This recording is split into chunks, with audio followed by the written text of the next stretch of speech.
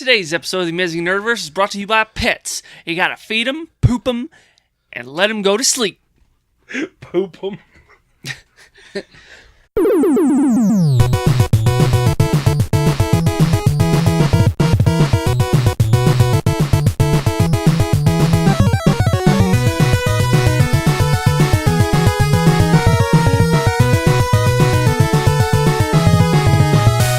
Hello and welcome to the Amazing Nerdiverse. I'm Jeff Grant. I'm Jeff Grants. No, you're not. I'm Stephen Tucker. Yep.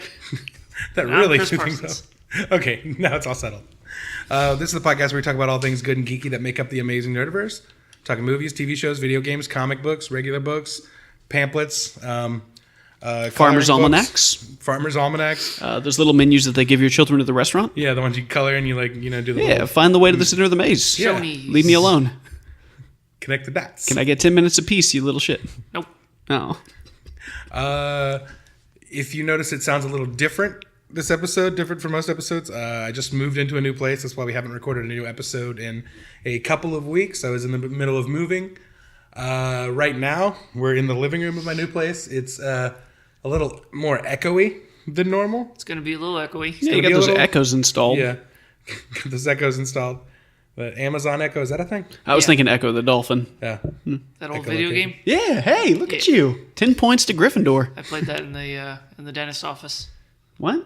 Yeah, like out in the little children's waiting room. To make you all comfortable before they did whatever they needed to do in your mouth? Yeah, There you go. And Steven's past just got explained. there you go. Always doing something in his mouth. Yeah, so I don't know when we'll be able to do something about the sound quality of this, but we're gonna look into it in the near future. But It's gonna be what's gonna be. it's gonna be for a little while, one thing at a time. For right now, Oh well. yeah. Oh well, but until then, we got stuff to talk about. It's been a couple weeks since we recorded. We got a lot of stuff to talk about. So let's jump into the news and all that stuff. Okay, before the news, I know you said you did. Steven, have you seen Deadpool 2 yet? No. No. No. Mine's Okay. 10 points Gryffindor. You can go ahead and talk about it. It's fine. You want to talk about it? Yeah. I Oh, don't let's care. spoil the shit out of it. Let's just ruin his night. I mean, yeah, like I... Am I gonna? What do you want me to do? You want me to go stand outside? I wish you would. Yeah. Just always. Generally. No, you don't have to. I mean, we don't have to go into too much spoil. I just wanted to generally, touch on it. We haven't had a chance to do reviews. Haven't been able to do any of that sort of thing. No content going up in the past couple weeks. It's been kind of light. But, so I wanted to get our thoughts on Deadpool 2. What did you think? I enjoyed it much more than the first Deadpool, which I also Really? very much enjoyed. Yeah. Me too. Shut up. Can you go over there? Yes. Work on that then. All right. You enjoyed it more than the first Deadpool. Yes, See, absolutely. I'm not hearing that as much from people. Well, those people are idiots. Yeah. See, like me, I'm kind of somewhere in between because, I love the first Deadpool. Yeah. And I think the first Deadpool is probably a stronger movie overall, like script wise. They had longer to write the script, obviously. Like they've been working on it since Wolverine Origins, and like they had been trying to get it made for years, and then they finally got it made, and then it was like, all right, now it's a completely new thing, so we're starting fresh. And then they within 2 years wrote and produced a brand new Deadpool movie. So I felt like maybe the script was a bit stronger and stuff, and it definitely had like some of the more like the emotional heart, like that part of the film that was such a Sure. big part of the first movie Yeah. wasn't really as prevalent in this film. I don't think I want that from a Deadpool movie as much, though. Yeah, that I mean, I really can mean a totally lot see to me. that argument as well. Like, I think that's the thing that surprised a lot of people with the first Deadpool. Yeah. But here's what worked better for me with it is, so the first film was start from scratch, whatever. They Yeah. had to undo all the crap that happened in Wolverine Origins. This Yeah. one got to build on the foundation of Deadpool 2. Deadpool. There were jokes in Deadpool 2 that only worked if you had seen Deadpool already. Yeah. So they had some more Yeah. room to work with the time that they had and didn't have to spend a lot of time working that foundation, Yeah. that we already had a setting that could have a lot of new stuff built off of it. Yeah, like for me, like I still think the first Deadpool was a stronger film, but this one took stuff a little further, and did some things that I wanted to see more in like the first one a little bit, and I think each film has has like things that it did better than the other for me. Like I liked this movie had a lot of fun. I don't want to go too much and spoil anything for Steven, but Just cameos. Can we say yeah, cameos? Cameos were great. Lots You didn't of get fun any of that in the cameo first stuff. one, and this was magnificent. All of them. There were like 5 or 6. Yeah, there was a handful of really Well, cool very things well like done. that. Blink if you miss it moments Yep. and stuff. The really surprising stuff. If whether you're a comic book reader or not, there's some things in there that like if you have read comics, you know what that was about, Right. Like certain things with like certain characters and stuff. Shatterstar. And yeah, stuff like that. And then if you haven't, like some of the stuff would have completely shocked you and surprised you the way certain characters play out and stuff like that. And even if you are a comic book reader and know some of the things they've done in the comics, it still might have surprised you. Yeah. And like I really enjoyed those things. Like the more comic booky is what I felt like they went with this film. Like they went further, and now I'm just even more excited to see an X-Force film. Which is fantastic. The comic book aspect of it, like a lot of these movies, they try to ground it in reality a little more. Some of these costumes are ridiculous in real life, but Deadpool embraces that kind of stuff and does it in a way that flirting with the fourth wall that they do in this film was, I think, pulled off a lot more frequently and a lot more strongly, frankly, in Deadpool 2 than it was in the first one. Yeah. On the other hand, there are some things like it's just typical comedy sequel things where the sequel just is constantly like it feels like 50% of the jokes are just callbacks to jokes from the first movie, and they do things like that. Steven was telling me how much he hated that. What? Oh, he was? Yeah, in that movie he didn't see. Oh, I thought you were saying that was something he was talking about earlier. I mean, it's a thing that like bugs me a bit, like. And like even jokes that like it was barely a joke in the first movie and they're going to reference that again or whatever. But then again, there's some stuff like there's like a visual callback in this film to a verbal joke in the first movie that I loved that involves, I don't want to spoil anything for Steven, but involves the apartment, Blind Owl's apartment or whatever when he goes there in this film. There's like a great little visual gag and stuff. Yeah, I mean, overall, the characters, it was great seeing Colossus back again. I love like finally getting a version of Colossus that I love, and we've got him in 2 films now, and hopefully we'll continue to see him in the future in like the X-Force film or whatever, which is that already a thing? I mean, that's been the plan all along, was to do Deadpool 1 and 2 and then X-Force. And this movie's doing pretty well. Like, here's the thing. Like, you have to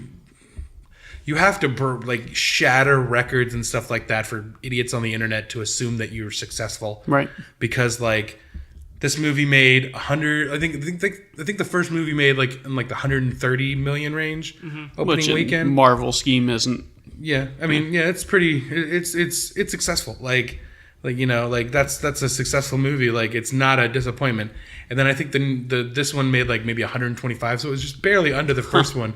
So people were like, "Oh, it's is this a sign that superhero movie, the superhero fatigue and all that shit?" And it's like, probably no. not. Infinity War just shattered all these records like 2 weeks ago. Right. Why? Like 2 weeks later, it's superhero fatigue. Yeah. It's like there are idiots with just waiting to hit send on that article every time one of these movies come out. Just always trying to call it superhero fatigue and shit like that. Contrarians get views or whatever. Yeah. But Deadpool 2 is definitely a successful film. Like it's made its money back. Like because especially considering this one's much more expensive than the first movie, but like budget wise, but like it's still like not as big as like Infinity War, where it was like right 1 million stars and between 40 billion people on special effects. It was an expensive looking movie. Yeah, they had like 2 special effects characters to animate in this film versus yeah. It feels like I don't think Ryan Reynolds. I don't know what his Hollywood value is or anything, but I don't think he lets this die. Even if I think he would fight for it and make his own studio and all that crap to make an X-Force after this, because he seems to love this. Yeah, I mean, really, I think they still have time to get an X-Force, get the ball rolling on an X-Force film. It's just that Disney Fox thing. If it does ever go through, which we don't know. I mean, Comcast has definitely been bidding on trying to get their hands on the Fox properties and stuff like that as well. Right. But I think at the end of the day, we're still probably going to get something with... I think Marvel will eventually get, these characters back, whether they end up buying Fox or just buying those characters. I think they're going to get their hands on the X-Men and the Fantastic Four eventually. I need to see him again because honestly, like I haven't followed much Deadpool media outside of these films. Yeah, Domino was fantastic. Yes, she was cool. Like, everything she did was great. Yeah, and I like Cable. Cable was the one we were all excited Josh for. Josh Brolin. Mm-hmm. Yeah, I mean between that and Thanos, this is his year. Yeah, I think he's also got another movie coming out soon. Sicario 2, I think he's in. Oh, yeah, which I haven't seen the first movie. Here, Johnny it's really, Depp really one? good. No, it's a Benicio del Toro. The Benicio del Toro one? Yeah. Yeah, I remember that. I haven't seen it. I hear it's really good. I've been meaning to watch it. Sicario. Okay. That's what it was. So, this is big news. Deadline has confirmed that Jake Gyllenhaal is in talks to play Quentin Beck, a.k.a. Mysterio, Good. in the SpiderMan Homecoming sequel. That's what I like to hear. Yeah, like, Gyllenhaal was the name that kept popping up to replace Ben Affleck as Batman in Matt Reeves' movie. That was a rumor that we were hearing for a while now, but now the new rumor is that Ben Affleck wants to stay on as Batman. What? He's talking about staying on. That's what the rumors are at the moment. Maybe he saw what life would be like without Batman. I don't know. I mean, like, dude, I like Ben Affleck as Batman. Yeah. It's the movies he's been in. It's not his fault. No, I really enjoy him as Bruce Wayne. I think we covered that before. Yeah. Like, I think he's a solid casting choice, and like, it's been annoying the whole like him wanting to get out thing. Mm-hmm. But back and forth on whether or not he's going to keep playing. Yeah, will he? Yeah, if he will, I'd love to have him stay on as Batman. If he doesn't want to, just fuck off and move on to something else. Fuck off into the sunset. But whether he stays or goes, it looks like Gyllenhaal is probably not going to play Batman because it looks like he's playing Mysterio, which is exciting because Mysterio is a villain I've been wanting to see in a Spider-Man movie for a long time. That'd be a fun character to see. Nobody said he can't do both. Yeah, but well, I mean, the other best Spider-Man villain was Batman, Michael Keaton. They just cast all the Batmans and potential Batmans. And, Not a bad idea. Who would you have George Clooney play? Oh, jeez. Rhino. Chameleon. Chameleon? I think we did talk about that before. George Clooney is the Rhino. What about Val Kilmer? Craven. Morbius. What? No, he's a Craven. That chin? Come on. I don't know if that chin is as structured as you remember. Remember it? a little bit no. older. I just watched him as Doc Holliday again recently. Oh, I haven't seen him recently. Not Yeah, that's the recently. thing. Okay. Did his chin fall off? Is that a thing kinda that like happens? yours, how it gets all fat and pudgy. Oh, mine just does that when I pull my neck back, though. Yeah, all your necks. I've been hitting the gym. So this is He's interesting. so fat Thanos had to snap twice. Jeez. I need to pull it out. Chris is crying. I'm not. That's 4. He says, I know. That's your Thanos. Yeah. So I remember one of our last episodes we were talking about this. What's next after Avengers 4? The next movie after that is SpiderMan Homecoming, which already has a release date of July 5th, 2019. Doesn't feel too far anymore. It's going to come out 2 months after Avengers 4. So we're going to have this weird problem of the marketing material showing that there's still a living Spider-Man. Yeah, like coming out before Avengers 4. Yeah. Like we're going to see something from Spider-Man before Avengers 4. How far ahead does that stuff come out these days? Like I remember these solo trailers were dropping not too far ahead. Yeah, right? I mean, but that was part of the problem. Like they were not releasing anything until like it was to the point where people were like, where is the trailer? Where is the marketing material for this movie? And if they held back on it, and you can see like the opening box office wasn't as. What's a solo? I haven't seen any commercials. Here's what I think. Like, what if all the trailers and stuff for Avengers 4 kind of shows us those heroes coming back anyway? Then that's going to hurt the bottom line of the movie, right? I don't think so. Because like everyone already kind of knows that they're going to come back anyway. Not everyone. Yeah. But people who do podcasts and listen to podcasts know. But, I mean, this was box office shattering numbers. There's a lot of people that these are the only exposure they have to any of these Marvel superheroes. Mm-hmm. I'd prefer if they show as little as possible in the trailers for Infinity War. But they're going to have to show Spider-Man in the Spider-Man trailers. Not necessarily. In the Spider-Man trailers? Yeah. What? Movie sequel. Well, they could film. Here's Mysterio. He's doing stuff, I guess. There's a bunch of scenes in the trailers for Avengers that was never in the movie. They could just film extra stuff. No, but let's just walk it back a second. He said in the Spider-Man trailers. In the Avengers trailers, yes, they don't have to show Spider-Man. They could film a bunch of stuff for a Spider-Man movie that, like, they could do Miles Morales. We all think, oh, he's going to be in it a whole bunch. They're not gonna waste their time to film Miles Morales footage for a trailer and never put it in the movie. People would be so fucking pissed. It'll just be a random teenager like, my name's Miles. Well, is that going to be him? Nah. Well, if you think that he's playing a bigger part, but they're just kind of setting him up for later. It's too early with the Tom Holland to put Miles Morales in the mix. Yeah, I don't think so. He's a very successful Spider-Man. Yeah, but also, and also they're kind of holding off on Miles, except for in the animated like Spider-Man. Yeah, there's a movie coming out Into with the him right now, Spider-Verse. right? Yeah. Like so, they're kind of using that sort of thing to kind of hold him off for a little bit before we get him in live action, which I think is smart because he's a really popular character. Mm-hmm. But you gotta use Peter Parker first. We gotta. This is the first one of all of these movies that's been a very solid Yeah. Peter Parker and Spider-Man. Yeah. Let's milk that dry. Yeah. Started watching the old ones again. Which old? Old? Tobey Maguire. Ah, yeah. I mean, they're still good, but it's different than what I remember because I haven't watched them in so long. Yeah. They paved the way. They were very good at the time. Mm-hmm. They don't. Yeah. Some of them, out certain things so don't much. hold up as well. Dude, he was getting his ass handed to him in that second movie. Like I forgot how sad it was. Like every 2 seconds, something fucked up's happening to him. Yeah. Like when he tries to talk to Mary Jane at that party or whatever. Get dumped. Then Harry comes up and slaps him twice in front of everyone. Lose your best friend. And then what's his face? Like they get engaged up on stage, Mm-hmm. and then his boss starts yelling at him to take a picture. I was like, if he Yeah, doesn't you're go to the gonna bathroom, watch. just cut his wrist right now. Then that's actually how he became emo haircut Venom. Yeah. Yeah. Those were the events that led to it. Yeah, like people. I remember you always complaining about the Andrew Garfield. He's always mopey and crying and Dude, I whining. all the forgot time. how Was he? mopey and cry he was in the Tobey Maguire ones. Yeah, I legit don't remember Andrew Garfield being mopey and cry. Dude, Well, that's like the whole third act of Amazing Spider-Man 2. the whole fucking second and third act of Spider-Man 2. Okay, well, 2 is the one with Jamie Foxx, right?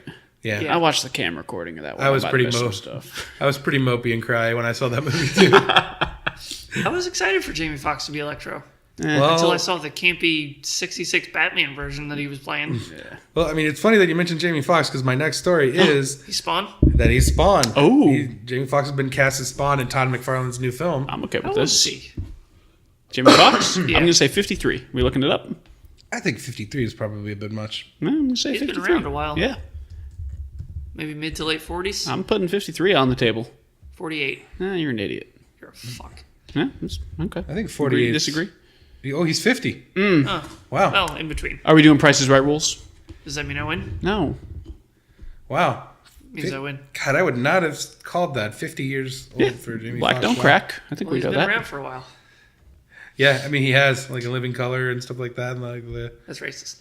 Yeah, you can't say. You can't call him that. it's factual. It's an IMDb credit. I don't know. think that Yeah, Those words. Okay. I think you're thinking of Jim Carrey. Yeah. Yeah, that's what it is. All right. But yeah, so I mean, what do you guys think about Jamie Foxx as Spawn? That'd be great. He's That's a good one.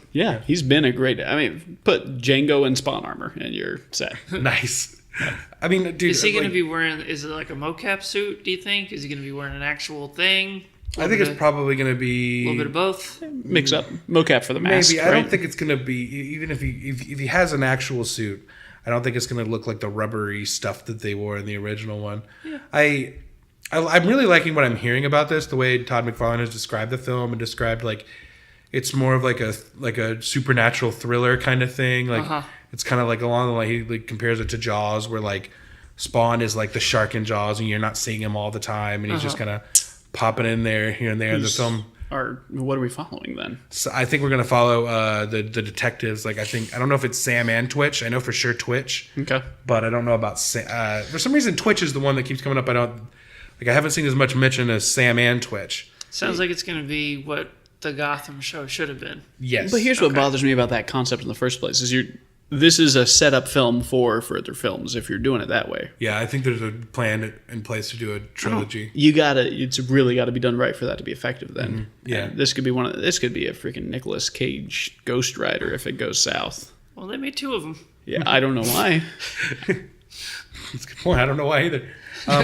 But like, I mean, they're talking about like this one's less about like the origins of Spawn and stuff like that, and it's kind of like, you know, like he's the Michael Myers, he's the shark in Jaws, he's just kind of there and stuff. And I do like that idea. And it's Blumhouse that's producing it. Blumhouse has been like just killing it lately in the horror game and stuff like that. What have they done recently? I mean, let me see what they did like Get Out and. Oh, okay. And like they just let me see just all the most recent Blumhouse. That's all you need to stuff. say. I'm good. I mean they're doing the Halloween remake or reboot, the new one with Jamie Lee Curtis coming back. What else have they done recently? Just to name a couple of their bigger hits. Fantastic Mr. Fox. Yeah, that was one of So Split. I'm hearing a lot about this movie Upgrade, which I haven't seen anything of it yet. The Insidious movies, Creep 2, Belko Experiment, Get Out, Slight, Split, Ouija. The Luigi movie? Luigi, I wish. Throws Mario completely to the curb. The Purge movies, the Paranormal Activity movies, like stuff like that. Like they make money of it. And this one is a weird one. Whiplash. It's not even a horror movie. No. Like that was kind of a horror movie. Yeah, J.K. Simmons. Yeah, a little bit. But yeah, they are highly respectable right now. It's like them and like I think Warner Brothers has been doing some good stuff with the like James Wan like Conjuring movies and stuff in that vein. But as far as horror goes, those are the ones that are killing it right now. So, I mean, them doing a Spawn movie with the original creator Todd McFarlane is directing the film, which is kind of makes me a little nervous because like he's not a director. He hasn't directed a film like that before. So and are they going to be able to? Are they going to let him George Lucas off the rails, or is I don't know. Well, it's a very low budget okay thing, so that's why he can get more creative control in it. That's probably partly the reason for that. But anyway, this is moving on. Variety is reporting that Liam Neeson is in talks to join Chris Hemsworth and Tessa Thompson in F. Gary Gray's Men in Black reboot. Mm-hmm. He's going to play the head of the Men in Black in London. Sounds good. What do you not like about that? I don't know why we don't have Will Smith still. Because he's making other stuff. Yeah, he's all done. He's done with the Men in Black. Will Smith is Men in Black to me. Yeah, I mean it's kind of hard to think about a Men in Black thing without it. But then again, the second and third one haven't been great. So like that's fair. I like the third one. You like the third one? Yeah. There's one with the pocket watch, right? Yeah. There's nothing wrong There's with some like time travel-y stuff in it. That doesn't bother me. I went back and watched the first one. It's really good. Like I forgot about it. Yeah. Like it's a lot of fun. Yeah. Would you rather work for? You can either get a job in the Men in Black or Ghostbusters. Men in Black. 100% Men in Black. But that means everyone will not know that you exist. I don't care what they know. I'm doing cooler stuff than Ghostbusters. Positron backpack, so look it up. Men in Black. Boom, million devices. They're both Sony movies, right? Why haven't they done that crossover? They should. Jeez. That'd be a fun crossover, wouldn't it? Sitting on a gold mine. We're talking about Men in Black and 21 Jump Street. That was the one thing they talked about before. Why didn't they thought about Ghostbusters and Men in Black? That would be perfect. Because they're afraid of money. Like, Ghost from Space. We don't like success. There you go. Space Ghost. Coast to coast. Also, Kumail Nanjiani is in talks to join the Men in Black reboot as a wisecracking alien. That's fair. Yeah, he totally fits that aesthetic. Wait, alien. Yeah, what's the term here? Yeah. I don't know if you could say that. Huh, you mean alien like... What? Dude, he's... a little xenophobic for my taste. It's a little yeah, I bit figured illegal alien was what we were talking about here. We go. Yeah, you said it out loud. Is that the new Men in Black? They're just sitting at the border. You have to go back. In Trump's America. Said. Use the I have the best neuralizers. Everybody agrees. We got the best neuralizers and the I coolest. use it on myself all the time. Apparently. Shove it on my ass. This I'm really excited about. This is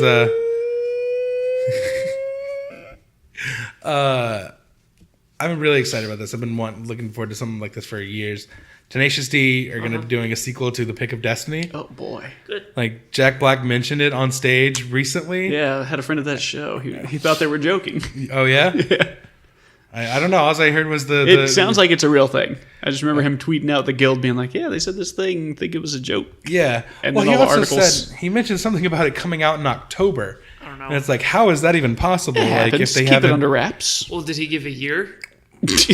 October 2023. I don't know. Like I think he said this October or whatever. But the strange thing is, I didn't see a video or anything. I just saw the written word of what he said, and it sounded like they haven't shot anything yet. Based on he said we're going to do this and all this stuff, and it's going to come out in October. I'm like, Is it a short film? No, Yeah, come I on. don't know. There's been other films that have been thrown together in a 2-3 month period.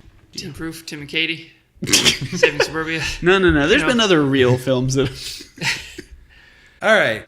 I want to talk about some video game stuff. Hey, I'm here. Because we got Chris Parsons here. What's and he going knows what we're talking about. E3 is coming up. When is E3? I'm going to say the 9th through the 13th sounds like reasonable dates. Okay, well, this will be, by the time this episode comes out, that'll have it's already gone. passed. Yeah, nobody cares anymore. But we can still talk about what we're looking forward to, what we hope might happen.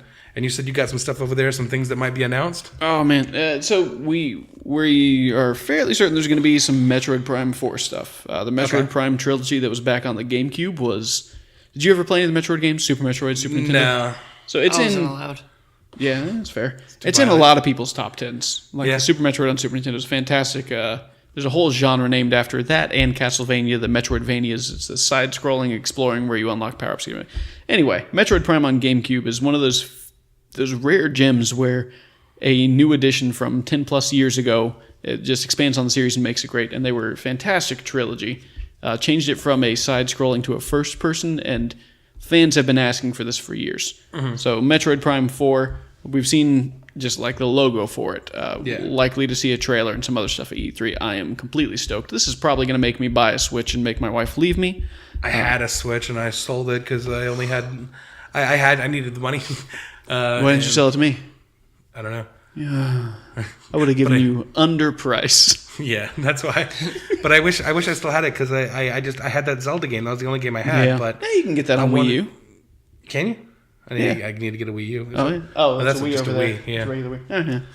But yeah, I didn't play it as much as I wanted to because it was so overwhelming. There was so much. Like we talked about open world games will do that to you. Yeah, but especially when the world is that open. It's pretty big. Yeah, and it didn't have it didn't have the thing that Ocarina of Time did, where like you knew what you were supposed to do. Right. It was just like kind of like a choose your own adventure almost thing. Yeah.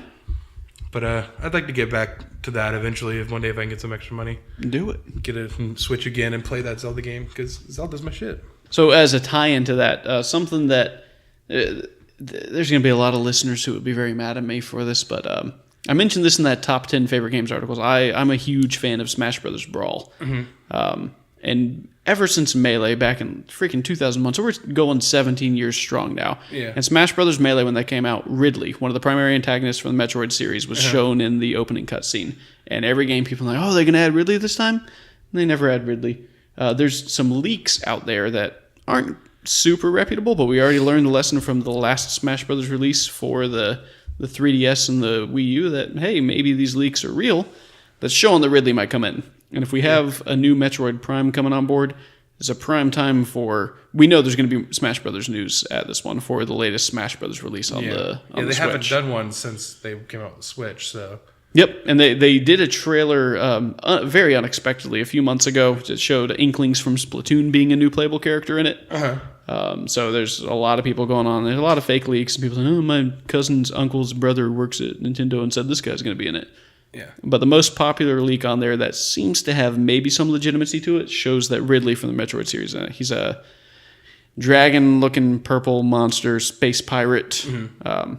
So I think with Metroid Prime 4 coming out, this would be a good time for that. And there's any characters they throw in, that's going to be great. Did you follow any of the Smash Brothers series stuff? I played them here and there. I think I bought the one for the 3DS. Yep. I played it for a little while.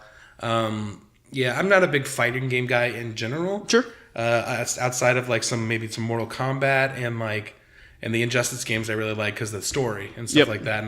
And for me, with video games, I need a story to hook me. Yeah, you don't get that much fighting. Yeah. Injustice is probably about as far as it gets. Yeah, that was a very that's what I liked about Injustice and stuff as a story. And even like some of the more recent Mortal Kombat games where it's like a story that you're following. You play one character at a time, but it's telling some kind of narrative. Oh, you remember that Sub-Zero game on N64? Oh God, yeah. Yeah. So the Smash Brothers stuff, though, this is one of the things I think Nintendo has a chance to steal the show for E3. So in the past, they've done, instead of actually going, I think they're doing the same thing again this year. Instead of actually having booths and presentations and everything, they do their own separate online media where they just, we're airing this stuff, and this is when it live streams. Yeah, I think I remember that, like, when the Switch came out. Was that E3? Were they doing the same thing? Yep, that's how they do it now. And it's really whatever they do. Smash Brothers is a phenomenon. If you didn't follow it after the initial release for 3DS, they threw in Ryu from Street Fighter, Bayonetta from the Bayonetta series, freaking Cloud Strife from Final Fantasy. Yeah. They have all these characters in Smash Brothers now that they back on the original Wii with a Solid Snake from Metal Gear Solid and Sonic from Sonic. Yeah. They kind of opened the door to outside the Nintendo, and now they've just opened the floodgates, and really anything's fair game. So there's people speculating, hey, maybe we'll have Crash Bandicoot, maybe we'll have Spyro. They're clearly open to just gaming icons. So I think that's going to be the biggest thing to look out for at E3. That'd be cool.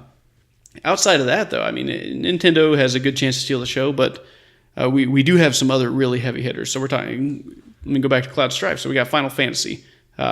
Square Enix has been showing a Final Fantasy VII remake. Yeah. We've seen a couple trailers for it and a little bit of the combat and everything. This was one of the most popular games of all time back in freaking 1999 or 2000 on the original PlayStation. Yeah. They're doing a remake for it. It's been many, many years in the making, under wraps most of the time, but they're using that Final Fantasy 14 engine. It looks great, and we're likely to see some more information on it. They've talked about how it's going to be a episodic release, so if we can get any kind of dates on that or any more trailers for it, that'll be fantastic. See, I never got into the Final Fantasy stuff. I just missed the boat on it, I guess, and it seems like a thing that like gamers like love that shit, and like I don't know anything about it, and like the closest thing was I think I played the first Kingdom Hearts game, and it was very like kind of Final Fantasy-esque, right? Yeah. It's by Square, and they have some guest appearances from other ones. And so there you go. Kingdom Hearts 4 is likely to... We're going to get some new trailers and stuff at E3 for the next Kingdom Hearts release. Okay. And tying back again full circle, they're the same...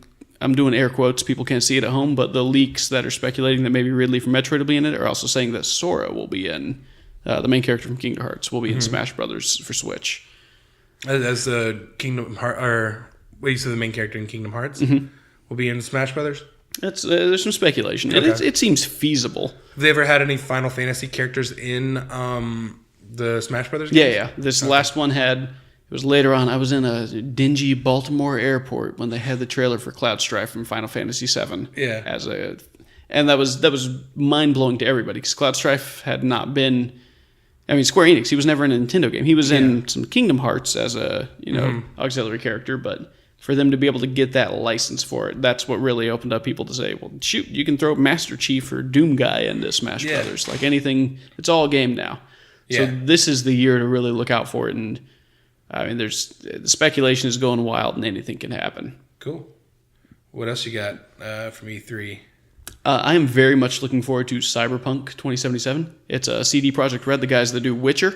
Okay. So it's their sci-fi game that's coming out. There's definitely going to be a trailer for it and some stuff going on there. I don't know if you played Witcher or followed it, but it's wildly... I haven't. I remember when, I think, Witcher 3 came out a couple years ago. I remember that being a big deal. Critically successful, yeah. Yeah, he really liked it. I don't know. If you put a 3 on something, I'm like, well, I got to play the first one or whatever. Nah, you don't have to this time. Yeah, that's my... Like, when I hear Final Fantasy 14, I was like, well, how do I get the first one? And start over. You go back to the year 1982. For real. Like, that's how I feel like with these games. Like, it's so daunting. Like, I want to start from the beginning with things. Like, when there's a movie series, I want to start from the beginning. I've been meaning to... I have the box set of all the Bond movies. I just want to sit down and watch from the first one through. Right. And, like, I've only seen a couple of Bond movies. And I feel like I always have to start from the first one of anything, even if it doesn't really tie together as much. I like following the lineage of a series or franchise or something like that.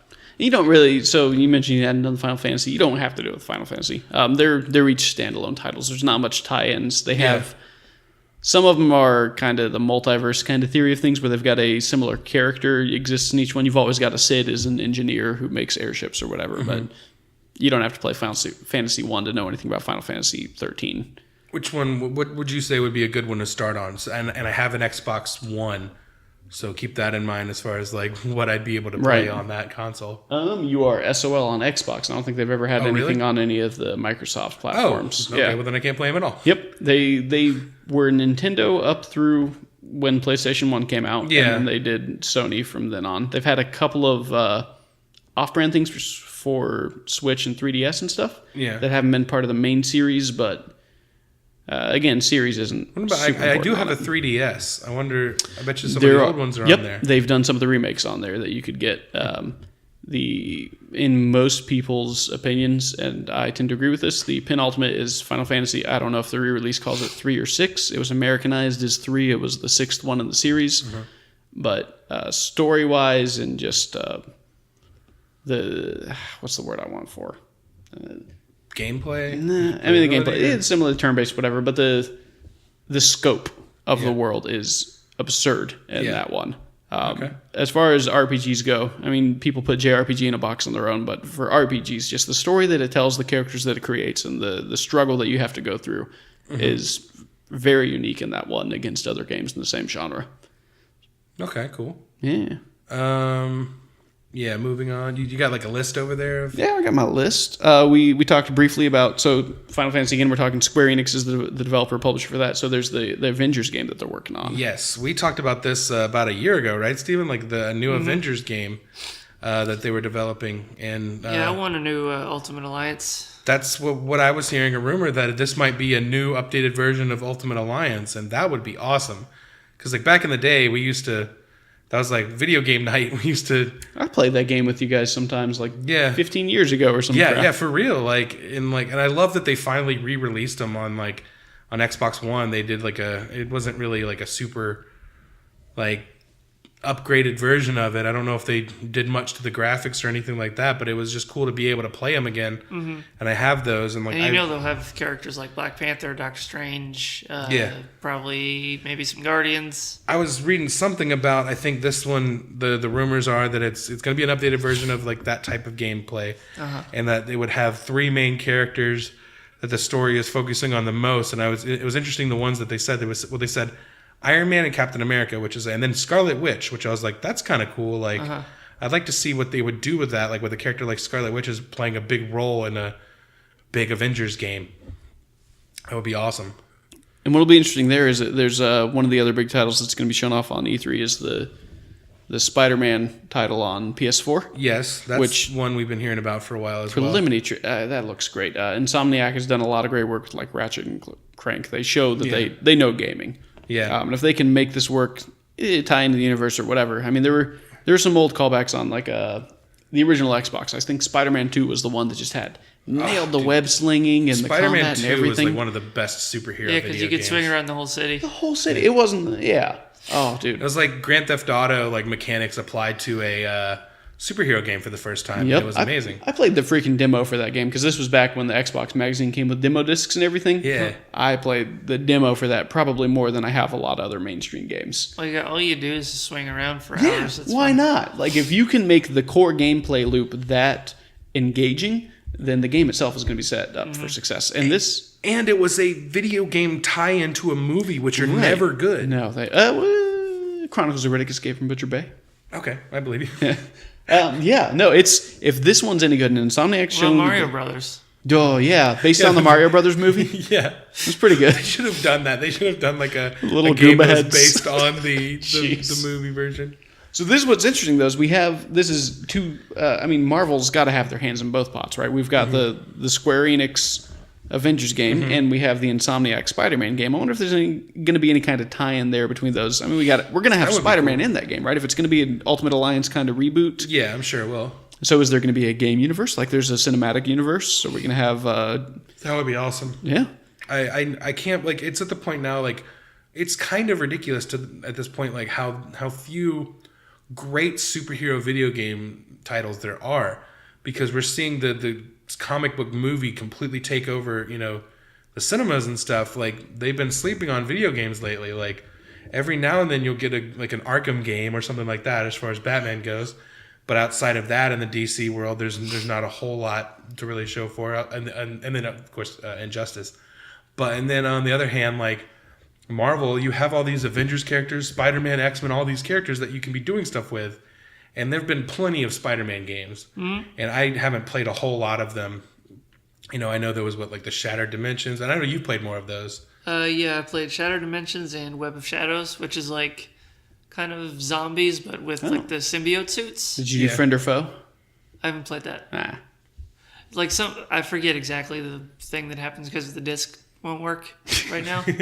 But something happens, a bunch of symbiotes crash and go all over New York. Yeah. And it's basically like zombies. Yeah. And you're Spider-Man just fighting off. Yeah, that'd be cool. Mm-hmm. Spider-Man, but they and just so Spider-Man is Marvel's Batman essentially for DC. They have these one character each that they kind of really explore in these things, but they have so much more to do. like as far as Justice League, the last Justice League video game I can think of was the Justice League Heroes game that was kind of like Marvel Ultimate Alliance, but you can only play as 2 heroes at a time. That's Garbage. stupid. Or whatever. Yeah, and it was Hey weird. kids, you only got one friend. It was kind of like a Brave and the Bold type thing where you can only play 2 characters at a time. And I don't know. It has been so long. I'd like for them to re-release that on like Xbox One just so I could go back and play it and see what it was like because it's been so long. Like, but we played, the ones we played the most were the Ultimate Alliance and the X-Men Legends games. Those games are really cool. Play that forever. Yeah. God, like I want them to re-release those too because There's not a lot of games in that scope on the scene right now because there was a time where you had those and there were some Dungeons and Dragons games going on at the same time where it was the up to 4 players, dungeon crawling beat 'em up gets. Yeah. I mean, other games are more involved with loot, but I mean, Square Enix knows how to do games. They don't have a lot of bad releases. So if they've got this license, and I mean, Marvel clearly knows what they're doing with their marketing, I think this could be a powerhouse and something that I hope you buy so I can come over and bum off of. Oh, that would be great. Yeah. Yeah, I definitely plan on getting, if this Ultimate Alliance thing is real, or just if this, because I'm sure the Marvel, the Avengers game will be cross-platform, because the Spider-Man game's only on PlayStation, right? Yep. So that's a bummer. Yeah, that's I been don't have a interesting. PlayStation. That's something I touched on the last article I put up on the site. I need to put some more articles up on the site. Yeah. But it's been a while since I've cared about this platform battle stuff. I don't know if there's some new upsurgence in the licensing because it seemed like there haven't been a lot of platform specific. Yeah, except for Nintendo. Nintendo always just got its and own they do thing their going. own thing, Yeah. and that's a lot of people say buy a PC and buy whatever the Nintendo console is. Yeah. But between Xbox and PlayStation, at least, right there. Yeah, I remember more Halo's is Microsoft exclusive. We might get Halo 6 at the C3. We're due really? for it. Yeah. I haven't played those in a long time. I have all of them. Yep. Even now, like I had an issue recently where it's like every Xbox I've ever owned, about a year in, it stops reading discs. Oh, that's what they do. That's how they get you. Yeah, and, Send it in, buddy. and that's also how they get you because Yep. the process to send it in is the biggest pain in the ass in the world. And then you find out that you are actually out of warranty, so you owe them $100 Because anyway. it takes 6 months for you to finally get them to do something about it. Yeah. So what I've been doing is I just get a warranty from the GameStop, and so I did that. And when I went in to trade it in, I traded in all my games too to try to get the most value and try to buy back some of my games.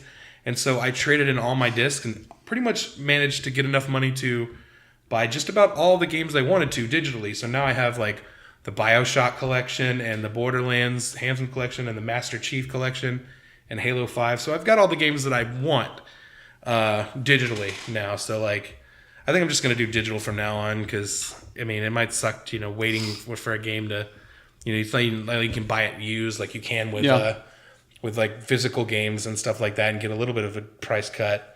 You can either wait for a game to go on sale or something like that on the digital store or whatever. I think that only really matters if you already have a friend group set up for those trades. Yeah. Like if I buy game 1, you buy game 2 for the same console, we swap discs and we're done. But otherwise, digital is the way to go now. Because even if you get the disc, I got God of War hoping to play it immediately when I got home when I got it. No, just kidding. You actually have to download the whole game to your console too. Yeah, it's kind of dumb. So just the point of having the disc in the first place. And it reads slower. And God of from War the disc. is a Sony exclusive too, right? It is, and and I love those it's a first God console of War seller. games. Yeah, I had not played any of them. I had always been traditionally for any of those action games. I've been more of a Devil May Cry Ninja Gaiden guy, which another one, by the way, Devil May Cry 5. I think either today or yesterday just registered the trademark for it. Okay. So that's interesting because they did a reboot for the Devil May Cry series recently that wasn't well received by fans. That was the young, edgy Dante prequel kind of thing, whatever. Devil May Cry looks like it'll pick up from Dante and Virgil and Nero from 4. So hoping to see that, hoping to enjoy that.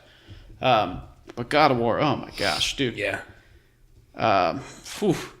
They nailed all of it. Yeah, if I did get a PlayStation 4 anytime soon, that's one of the first things I would make sure to get is all the God of War games. Action-wise, combat-wise, your inputs and everything completely different to the other ones from anything I've seen. The other ones function similarly to the Ninja Gaiden, all that stuff as far as the combos. This one, there's no jumping or anything, so you're grounded the whole time. But it's still very rich combat. You have a lot of options. I don't want to spoil anything as far as the weapons that you get or anything, but it's a great, unique story. anybody, even if you haven't watched God of War, you'll be pretty familiar with its Norse mythology, and takes kind of the same spin of techno magic-y kind of stuff as the Thor series is. So you'll be at home with it. Is it?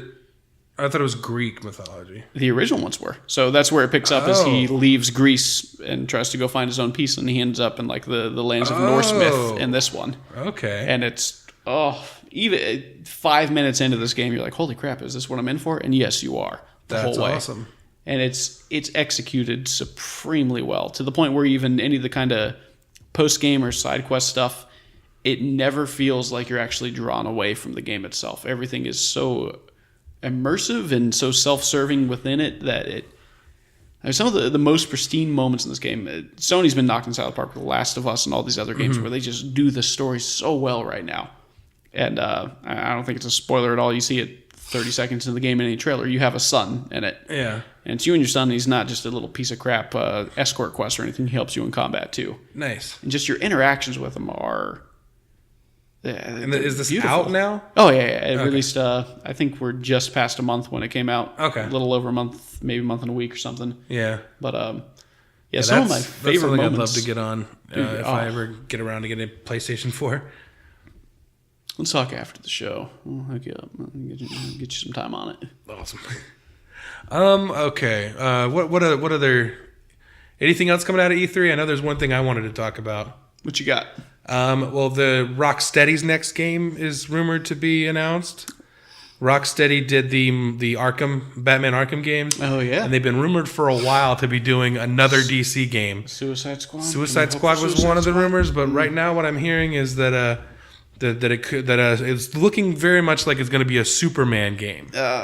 And a Superman game, I mean, there haven't been a lot of great Superman games, but Rocksteady just killed it on the Batman games, and just imagining them doing something with Superman and do just kind of, instead of the Gotham City, that open world thing, doing an open world Metropolis kind of thing. It's such a problem with me for Superman games though, because the innate quality of Superman is he's Superman. Yeah. Right. The villains who target him do so by targeting the people he cares about. Yeah. How do you translate that into gameplay? Kryptonite.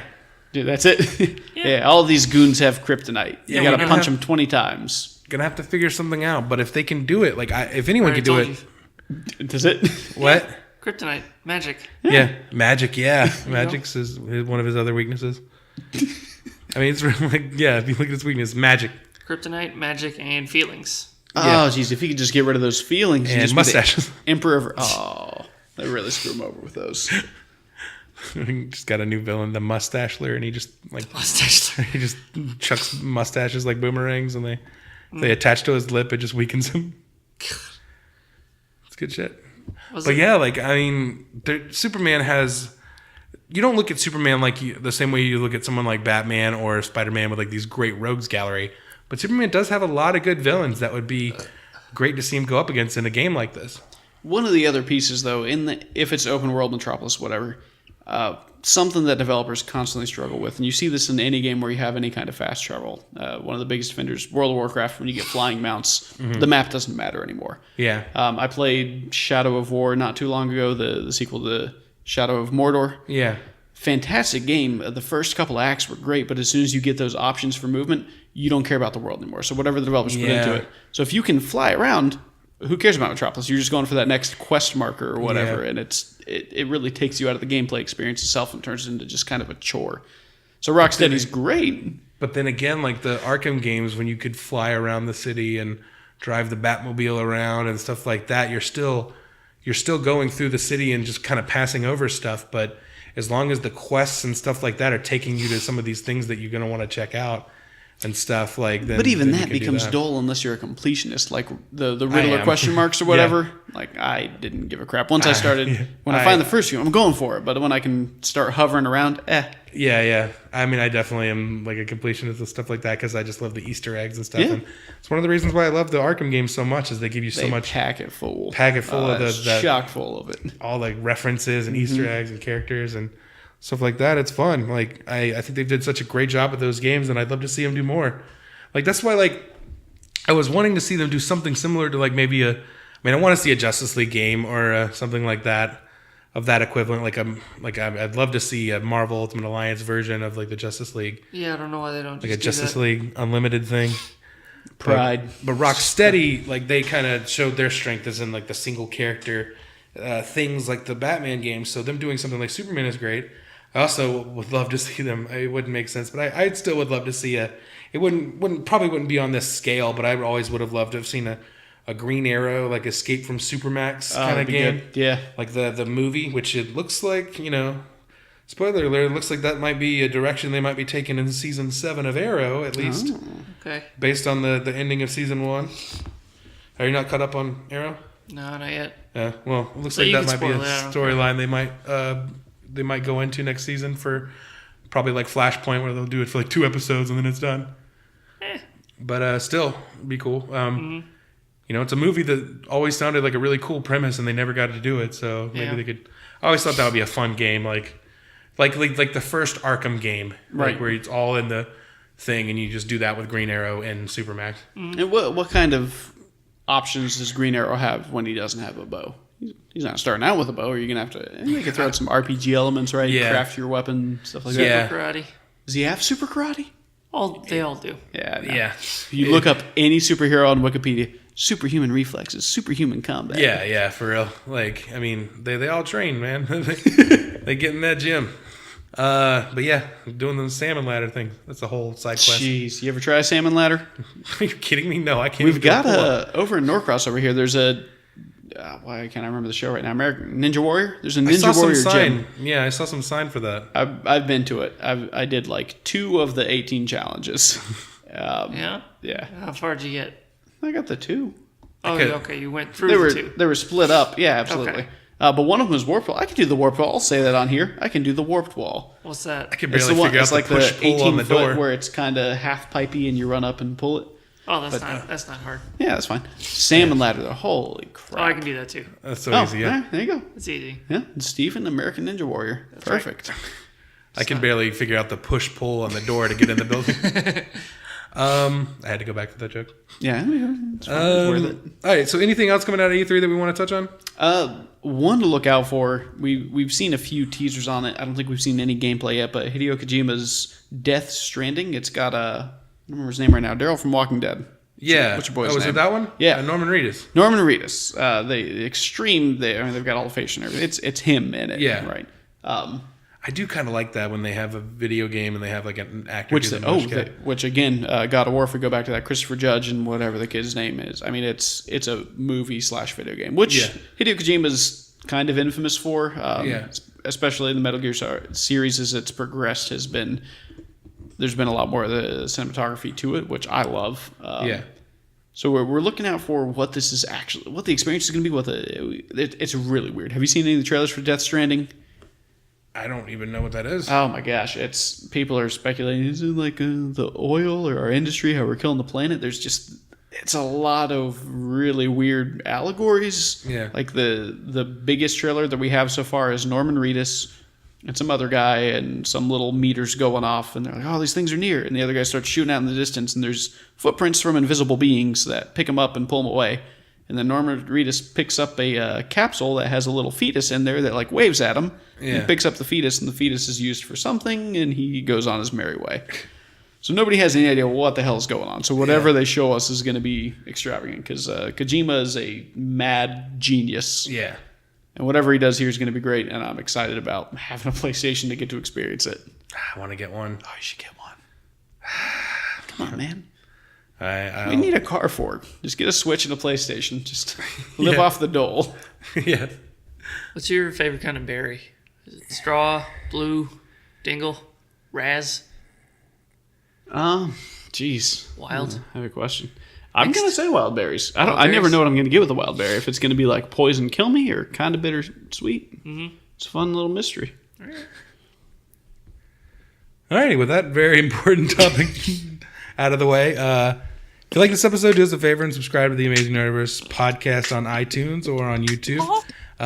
Like this video, subscribe to our channel, leave a comment, leave a review, all that good stuff. Help people find the show. Follow us online on social media. We're on Instagram at Amazing Nerdiverse. We're on Facebook / The Amazing Nerdiverse. And on Twitter, I am at Jeff_Grants. I'm at Steven Tukert. I'm at Rather Be Slayin. And we are at Nerdiverse Pod. And until next time, and go to theamazingnerdiverse.com for all that and a little more. And until next time, catch you right here in the Amazing Nerdiverse. Hit him. Smack him. Slap him. Tug it. Tug it.